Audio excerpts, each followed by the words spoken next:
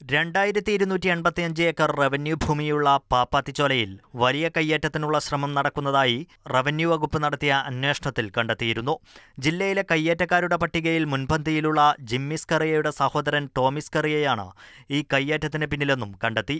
കയ്യേറ്റമൊഴിപ്പിക്കാനെത്തിയ revenue ഉദ്യോഗസ്ഥരെ സ്ത്രീകളും കുട്ടികളും ഉൾപ്പെടുന്ന വിശ്വാസി സമൂഹത്തെ നിരത്തി തടയുവാനും ശ്രമമുണ്ടായി. സ്പിരിച്വൽ ടൂറിസത്തിന്റെ മറവിൽ ഭൂമി കയ്യേറാനുള്ള ശ്രമമെന്ന് കണ്ട് സ്ഥലം തിരിച്ചുപിടിക്കാൻ ദേവികുളം സബ് കളക്ടർ ഉത്തരവിട്ടിരുന്നു. എന്നാൽ കുരിശ് പൊളിച്ചു നീക്കേണ്ടതില്ല എന്ന ജില്ലാ കളക്ടറുടെ തീരുമാനം വിവാദമായി.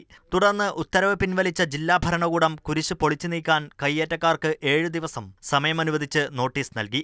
കയ്യേറ്റക്കാർ പക്ഷേ കുരിശ് പൊളിച്ചു നീക്കിയില്ല. അവധി ദിവസങ്ങളായതിനാൽ കയ്യേറ്റമൊഴിപ്പിക്കാൻ 1-2 ദിവസത്തെ സാവകാശം ആവശ്യമാണെന്ന് റവന്യൂ അധികാരികൾ പറയുന്നു. വിശ്വാസികളെ അണിനിരത്തി കയ്യേറ്റമൊഴിപ്പിക്കുന്നത് തടസ്സപ്പെടുത്താൻ സാധ്യതയുള്ളതിനാൽ ആവശ്യമായ മുൻകരുതലുകളും സ്വീകരിക്കേണ്ടതുണ്ട്. മാതൃഭൂമി ന്യൂസ്, ഇടുക്കി.